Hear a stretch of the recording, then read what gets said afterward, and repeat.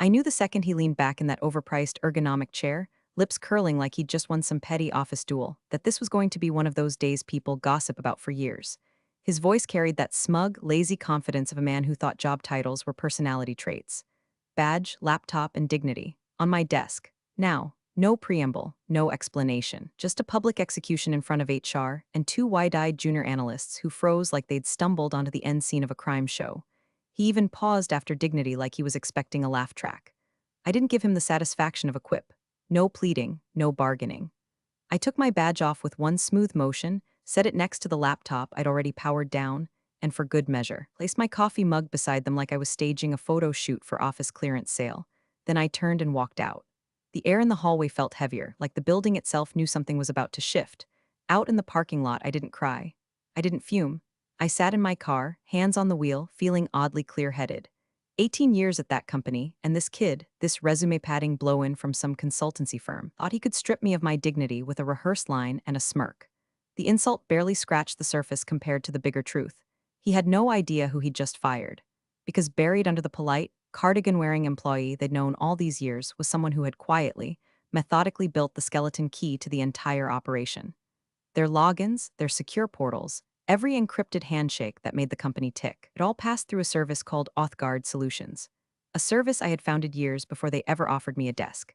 And tucked neatly into the master license agreement, written in black and white, was a clause so simple it should have been impossible to miss. The license was valid only while I remained employed there. Terminate me, and the license terminated with me. I pulled out of the lot slowly, almost savoring the thought. It wasn't revenge yet, not exactly. At that moment, it was just a reminder to myself that the game wasn't over, it was barely starting. The company might not feel the ripples today, but they were coming. And when they hit, they wouldn't be ripples anymore. They'd be waves. Driving home, I thought about how many times over the years I'd fixed things in the shadows. Locked out accounts at 3 a.m. on a Sunday, executives who couldn't remember their own passwords before big presentations, sudden security breaches that could have sunk us if I hadn't acted fast. The bosses never remembered those moments, but I did. And I remembered how each thank you from upper management was quickly followed by more work dumped on my plate without more pay. By the time I got home, the anger had cooled into something much sharper. I poured a cup of tea, sat at my kitchen table, and opened my personal laptop. I logged into the Auth-Guard admin panel, my admin panel, and checked the license status. Active, still ticking away because the HR paperwork hadn't yet fully processed on their end. But when it did, that master key was going to vanish. Every single employee, from the summer intern to the CEO, was going to find themselves staring at a login page with no way through. I closed the laptop without making a move. Timing mattered. If I wanted this to hurt the right people, I needed to let them walk face first into the problem. No warning shots, no gentle nudges. Just the inevitable moment where the arrogant smirk on my new boss's face dissolved into confusion, then fear, then panic. I leaned back in my chair, sipping my tea, and let the silence of my apartment wrap around me. For the first time in years, I wasn't tethered to a company phone, waiting for the next urgent message. I could feel my shoulders loosening, my pulse steadying. I was free. And they, though they didn't know it yet, were about to learn the real cost of firing the one person holding the keys to their kingdom. Out in that sterile office, my badge, my laptop, and my so-called dignity were sitting neatly on his desk. But the real leverage? That was still very much in my hands. And soon enough, the phone that wasn't ringing now would be lighting up with calls they'd never thought they'd have to make. The drive home felt strangely weightless, like I'd just stepped off a ride I'd been stuck on for far too many years. The skyline blurred past, the kind of gray afternoon that makes everything look like it's been dipped in dishwater. I wasn't replaying the scene in his office, no slow-motion humiliation, no mental rehearsals of what I should have said. That wasn't worth my time. Instead, I was thinking about something far more satisfying, Auth-Guard Solutions. That name probably meant nothing to him. It meant everything to me. I built it back when I was freelancing, long before this company even knew my name. At the time, it was just a neat little project, centralized authentication that could scale without breaking. Over the years, it became my ace in the hole, licensing it out under my own LLC while quietly integrating it into every nook and cranny of their infrastructure. Client portals, internal dashboards, code repos, payroll, all of it passed through Auth-Guard. And here's the kicker. Buried in the license agreement, right under the section with all the boring boilerplate, was a clause so clean it could cut glass. This license shall remain valid only while the named founder, my name, is actively employed by the licensee. Termination of employment, voluntary or otherwise, will result in immediate termination of the master license. No grace period, no exceptions. When I first wrote it, I never expected to need it. It was just a safeguard, a way of ensuring that if a company wanted to use my tech, they'd keep me on the payroll or negotiate new terms. For 18 years, it sat there quietly, collecting dust while I kept the whole system running like a silent janitor of the digital world. Nobody questioned it. Nobody even remembered it existed. Which meant when my boss smirked his way through my firing, he was swinging an axe through the very branch he was sitting on. Halfway home, I caught myself grinning in traffic. Not the polite, tight-lipped office smile I'd perfected over the years. A real one. The kind you get when you know something nobody else does. The sting of betrayal was dissolving, replaced by something colder, cleaner, calculation. They'd taken something from me today, sure. But they'd also handed me the perfect setup for a checkmate. I thought about the infrastructure map I'd drawn up years ago, every arrow leading back to Auth-Guard. If the license died, every arrow turned into a dead end. They'd try the usual tricks, backdoor accounts, recovery scripts, calling in outside consultants, but the system was built to reject anything without a valid master key. And the only way to get that key now? Through me.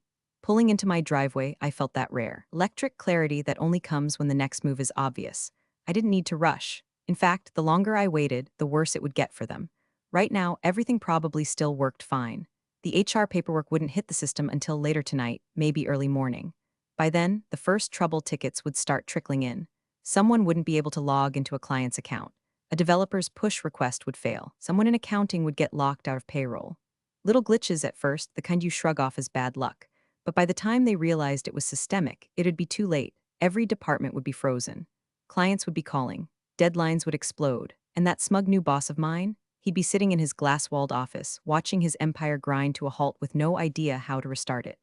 I shut off the car and just sat there for a minute, hands resting on the steering wheel. I wasn't going to storm back and demanding an apology. That wasn't my style. I was going to let the silence do the talking. Let them call me, not the other way around. And when they did, I'd be the calm, collected voice on the other end, reminding them exactly who they'd underestimated. As I walked into my house, I realized something strange. I didn't feel unemployed. Not in the way people describe it, with panic and dread creeping in. I felt untethered, lighter. Like I'd been quietly carrying their whole operation on my back for nearly 2 decades and had finally set it down. And the beautiful part? They were about to find out just how heavy it really was. It started earlier than I expected. I'd figured on a full night's grace before the first cracks showed, maybe even until mid-morning tomorrow. But by 3 that afternoon, my phone buzzed on the coffee table. I glanced over, half expecting a spam call or a delivery notification. Instead, it was a text from Mark, one of the senior engineers I'd worked with for years. Hey, can't log in. Weird, no preamble, no context, just that. I could picture him at his desk, frowning at his monitor, trying the same password 3 different ways before giving up and messaging me out of old habit. Muscle memory. I wasn't even technically in his directory anymore, but in his head. I was still the fixer. I didn't answer.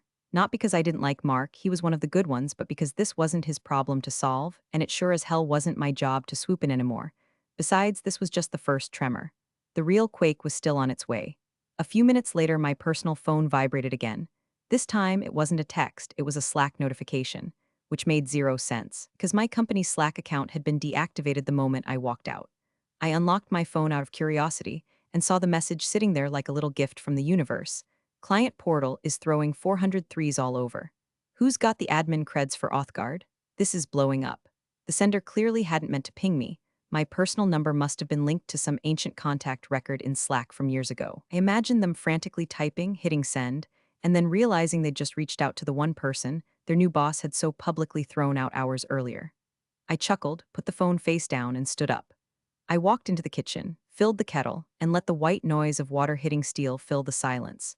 They were already panicking about client access, and from the sound of it, the license kill switch hadn't even fully propagated yet. That meant whatever they were seeing now was just the warm-up act.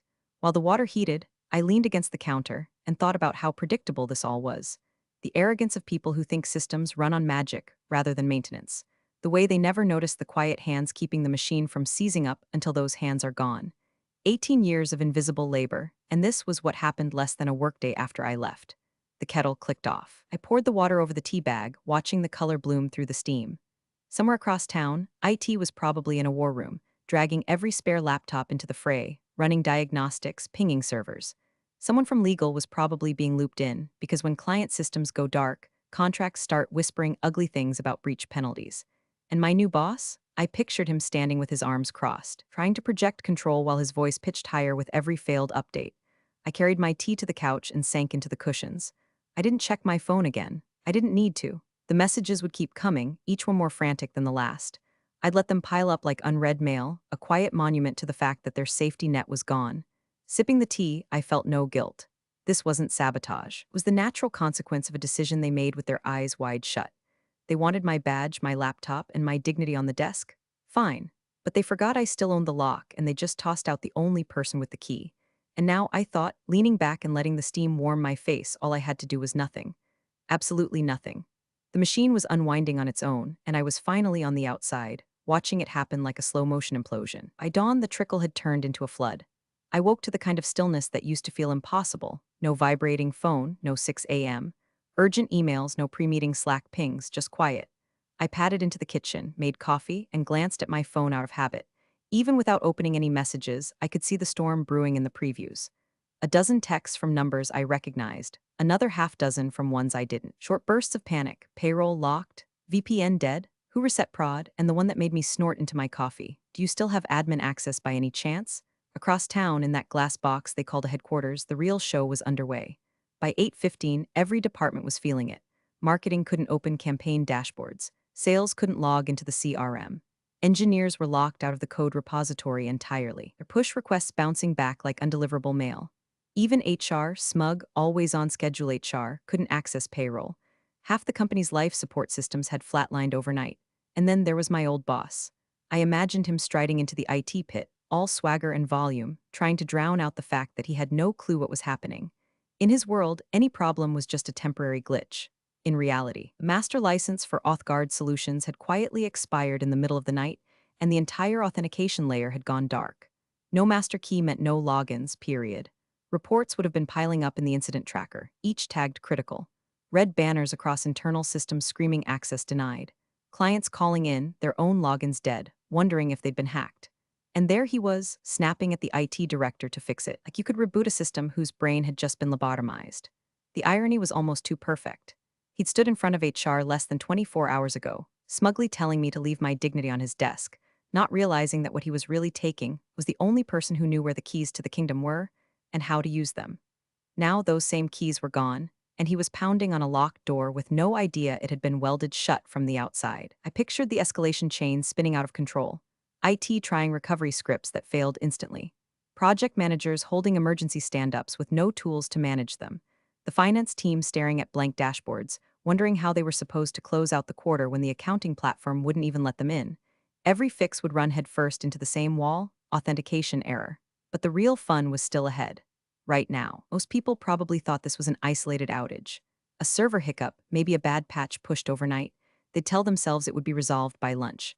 By early afternoon, they'd start realizing it wasn't a glitch. By evening, they'd be wondering if it was recoverable at all. I took another sip of coffee and looked out the window.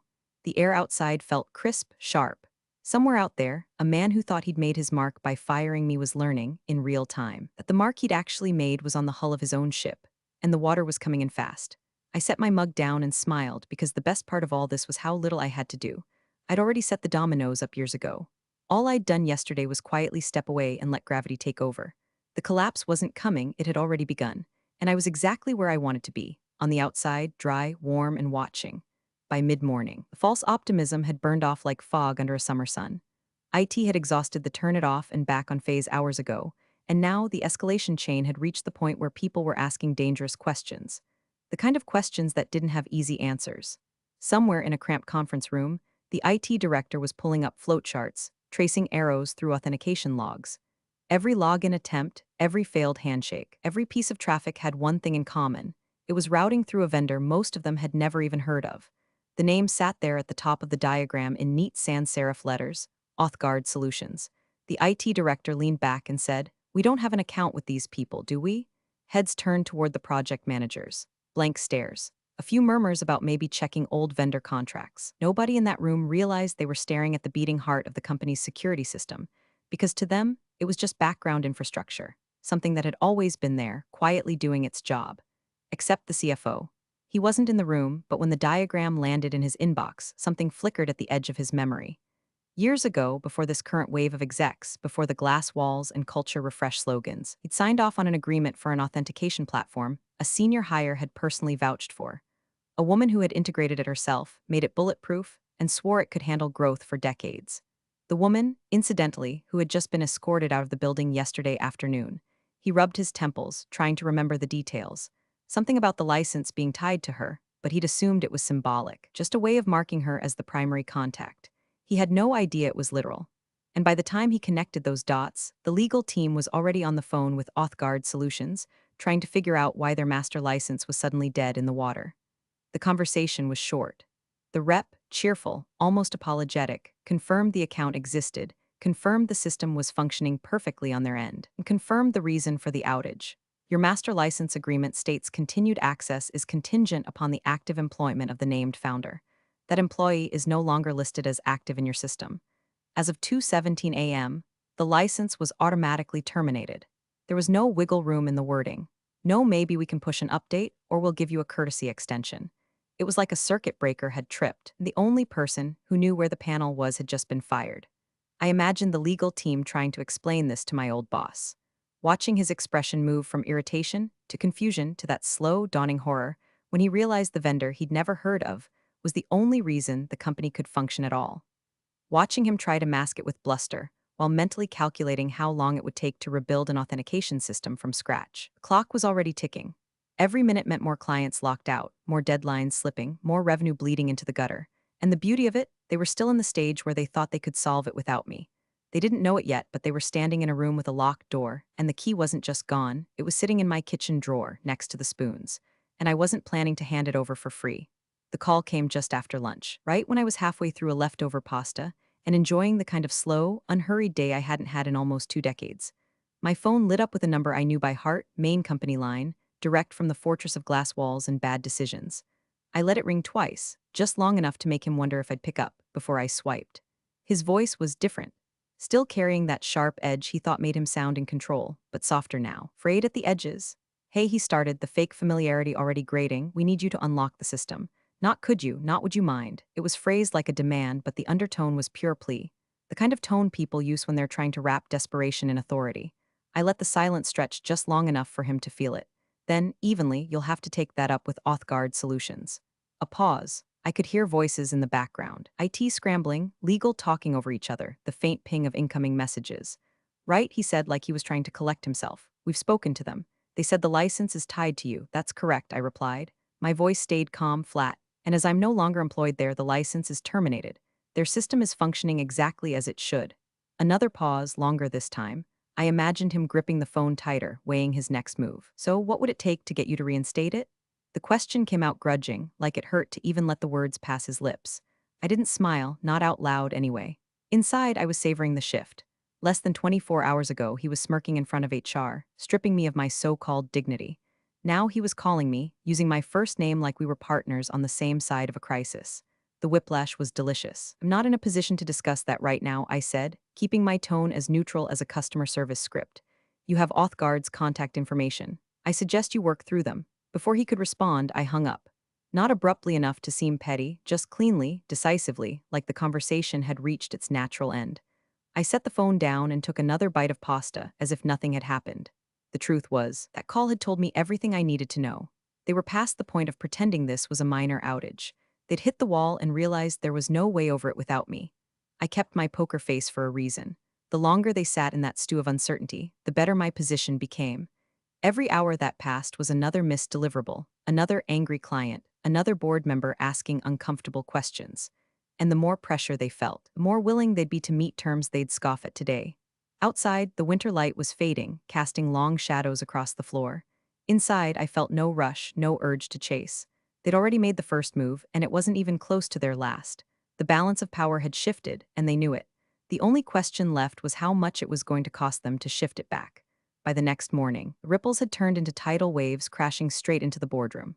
From what I heard later, through the kind of back-channel gossip that survives any security breach, the CEO had called an emergency meeting at 8 a.m. sharp. Not one of those polite, agenda-driven check-ins. This was the kind where people showed up pale, clutching coffee they didn't have time to drink, because the company's top 5 clients were threatening to walk before the week was out. The meeting started with IT running through the facts. Access failure was now total. Internal tools, client portals, vendor integrations, payroll, code repositories, all dead. Overnight workarounds had failed. Attempts to bypass the vendor authentication layer had failed. Even trying to spin up new accounts had failed. Every road led back to one gate, and that gate was welded shut. Then came the part that must have felt like a gut punch. Someone, finally, pulled up the original Auth-Guard Solutions license agreement. No one had bothered to read it in years. It was one of those ancient PDFs buried in a shared drive, labeled something boring like vendor auth contract final PDF. But there it was, plain as daylight. This license shall remain valid only while the named founder, my full name, is actively employed by the licensee. Termination of employment, voluntary or otherwise, result in immediate termination of the master license. No exceptions, no vague language, no wiggle room, ironclad. Whoever had drafted it, me, had done so with surgical precision. The room reportedly went quiet enough to hear the HVAC hum. The CFO cleared his throat, already sweating. So she was fired yesterday. That's when one of the board members, an older guy who'd been there since the company's scrappy days, turned in his chair and looked directly at my old boss. Why, he asked slowly, did you fire the only person holding the keys to the kingdom? From what I gather, my boss tried to play it off. Some nonsense about organizational restructuring, cost optimization, and aligning talent with future needs. But the more he talked, the more his voice wavered. Because in that moment, surrounded by stone-faced executives, couldn't dress this up as anything other than what it was, a catastrophic miscalculation with his fingerprints all over it. The CEO didn't say much, but when he did, it was sharp enough to cut the air. Do you have a plan to fix this? My boss stammered something about IT making progress. The IT director, God bless him, cut in without hesitation. With respect, no, we're not. There's no fix without her. The silence that followed must have been brutal. I imagine the board members exchanging glances, the realization settling like wet cement. The company wasn't dealing with a system outage. It was dealing with the consequences of firing the one person who was the system. Phones buzzed throughout the meeting, angry client emails, news of contracts being put under review. Every passing hour meant lost revenue and a shrinking window to contain the damage. And there was my boss, sitting at the center of the storm he'd created, forced to explain why his first big move had been to cut loose the only person keeping the entire operation from collapsing. I could almost picture it, him gripping the edge of the table, feeling the room tilt against him, realizing for the first time that this wasn't just his problem anymore. This was his legacy taking shape, one disastrous decision, written in real time, with me as the footnote that would haunt him for the rest of his career. Didn't take long for the cracks to spread beyond the boardroom. By midday, the story had slipped out through the usual hairline fractures, an overheard call here, a disgruntled client there. Within hours, word was circulating among vendors and major accounts. The company had lost control of its own authentication system. Not having issues, not under maintenance. Lost control. For big clients, that phrase was the equivalent of shouting fire in a crowded theater. Vendor partners started quietly locking down integrations, afraid the outage would bleed into their systems. Clients called their legal teams to review exit clauses. A few went straight to the press, threatening to leak the story unless they got assurances my old boss couldn't give. I could imagine him now, sitting under those recessed boardroom lights, the CEO across from him, half the board leaning forward like wolves scenting blood. Do you have a backup plan? One of them asked, flat, no sugar.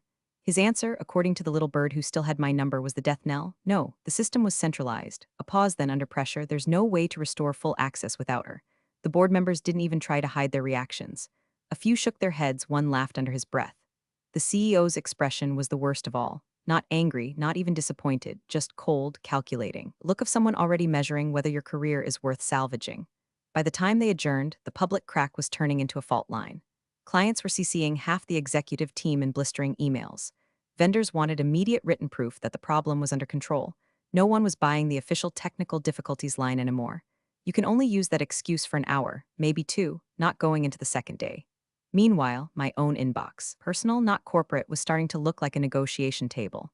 The first few messages were polite. Hey, maybe we could chat? Then came the slightly more urgent. We're hoping to resolve this quickly. Can we discuss terms? By the end of the day, they dropped the corporate polish entirely. Name your number, please. The shift in tone was almost artistic.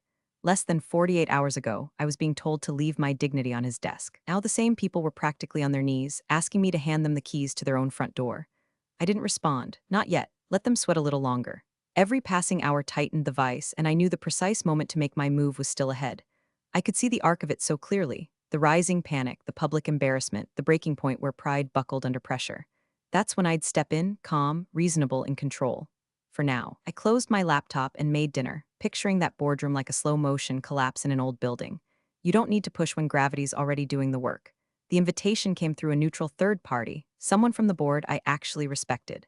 No corporate posturing, no veiled threats. Just a simple request. Would you be willing to attend a meeting to discuss a resolution? The tone told me everything I needed to know. They weren't calling me in to negotiate. they were calling me in to concede. The following morning, I walked into the same boardroom where my boss had staged his little power play just days earlier.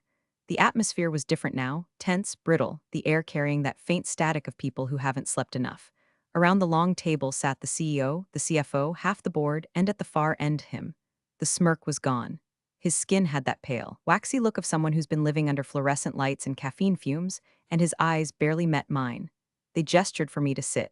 I placed my folder on the table and opened it with the same calm precision I'd once used to troubleshoot their systems. Inside was a single document, my revised licensing proposal. I slid copies across the polished wood like a dealer laying down a winning hand. The terms were straightforward. There was no mistaking the shift in power. New rates, triple the original, payable upfront. A contract length long enough to make sure they wouldn't be tempted to restructure me out again anytime soon. And in a clause that made a few board members glance sideways at each other, a personal written apology from my former boss, acknowledging in plain language the misjudgment that had led to the termination of the license. That one wasn't for the money, it was for the principle. The CEO picked up the document, scanning it without a word. The CFO was already scribbling numbers, calculating what this rescue would cost. My old boss sat frozen, hands folded tightly in front of him like if he stayed still enough he might disappear into the leather chair. It didn't take long. The CEO set the papers down, looked me dead in the eye, and said, "We'll sign." The pen moved quickly, the signatures stacking in neat blue ink. When it came time for my old boss to sign his portion, his hand shook slightly. I didn't smile. I didn't gloat. I just watched the moment he committed, on paper and in front of witnesses, to the most expensive lesson of his career. When the last page was done, I gathered the folder, stood, and thanked them for their time. The CEO nodded. The rest of the board avoided my eyes, already turning their focus to whatever damage control came next. I walked out of that glass fortress with the contract in my hand and the quiet satisfaction of someone who'd not only won, but had rewritten the rules of the game in the process. Behind me, I knew his career was over, not immediately, maybe, but inevitably. A man doesn't survive a blunder this public, not when it's etched into the company's history as the week they lost control of their own gates. Outside, the cold air hit my face like a clean slate. They had their access back. I had my terms met, my leverage intact, and my so-called dignity exactly where it had always been, mine to keep. And this time, they knew it. You're the real MVPs of the office jungle. Thanks for watching. Smash that subscribe button, or the coffee pot might just forget your next brew.